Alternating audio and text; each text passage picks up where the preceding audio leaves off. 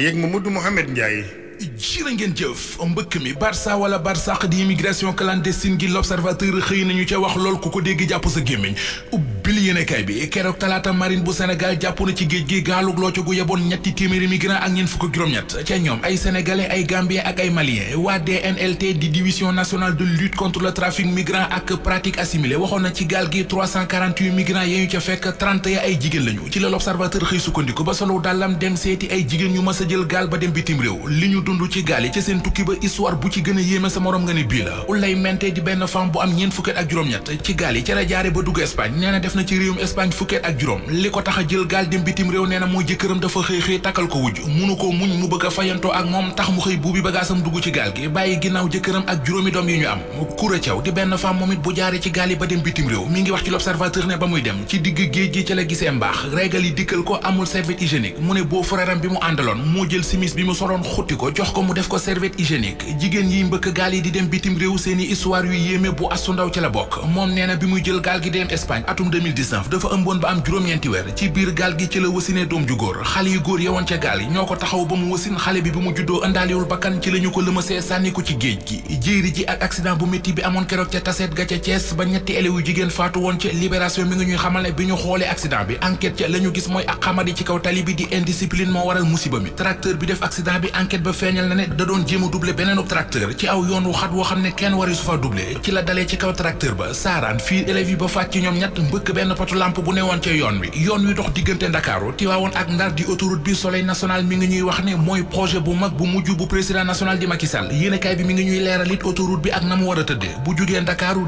dëkkaat yi muy jaar ba yegg Ndar ak xaalis bi ñu ko war a defaree ci ñaata la toll fi ñu tollu tembe Walf Quotidien mi ngi wax ne pouvoir bi li ko sonal tem ñu war cee sàkk pexe mooy njëgu dund yu yokkee fu nekk di yokkee nu nekk ci réew mi te suñu ko réglewul laata ñu yegg ci élection présidentielle yi 2024 yi du baax ci candidat bu Benno Bokk Yaakaar bi njëgu dund gu seer geek élection présidentielle yi bés bi le jour ci la xëy di waxtaane ba di ñu fàttali pétition buy wër dëkk bi nit ñi di ko signé ngir di naqarlu ak jébaane courant bu seer bi moom bés bi le jour mi ngi ñuy xibaar di ne le 21 association consommateurs yi dinañu manifester ci réew mi ngir ñaawlu njëgu dund gu seer gi ci jamono joojee moom journal bés bi le jour mi ngi ñuy wax it ne njiit réew mi Macky Sall sant na premier ministre am Amadou Ba ngir mu taxaw ci ñu defub évaluation bu wér péng ci njëgu ndox mi njëgu courant bi njëgu téléphone bi ak njëgu internet bi léegi ko nañu moom président de la république di Macky Sall ca ndajam conseil des ministres bu njëkk bi woon démb ginnaaw gouvernement bu yees bi ñu taxawal moom njiit réew mi Macky Sall sàkku na ci ministre yi ñu gën a wàccee seen bopp wàññi gonget gi wàññi guuxileex yi wàññi tëggali wag yi nee na leen na ngeen modeste jege askan wi te di leen déglu fa la ñu déggee ne conseil des ministres yi war a am ci weer wi di ñëw conseil des ministres délocalisé lay doon danañu ko yóbbu ca Kédougou yóbbu ko ca Kaolack yóbbu ko ca Kaffrine yóbbu ko it ca Fatick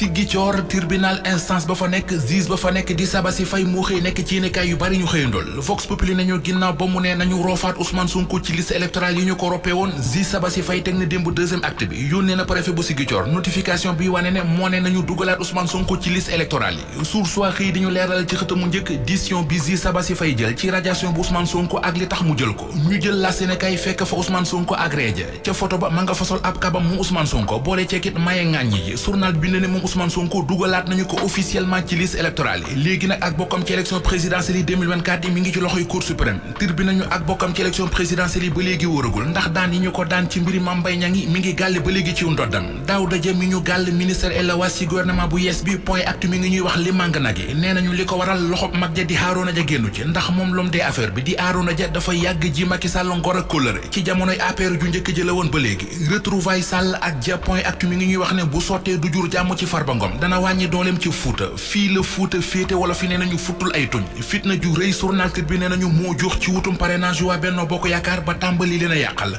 ubbil yéenekaay bi ca Matam keroog waa Benno Bokk Yaakaar dañoo daje woon ci benn salle doon fa waxtaanee wàllu parrainage am ay nit yu ñëw fay lamp yi tëj salle ba dóor fa ay pompe à gaz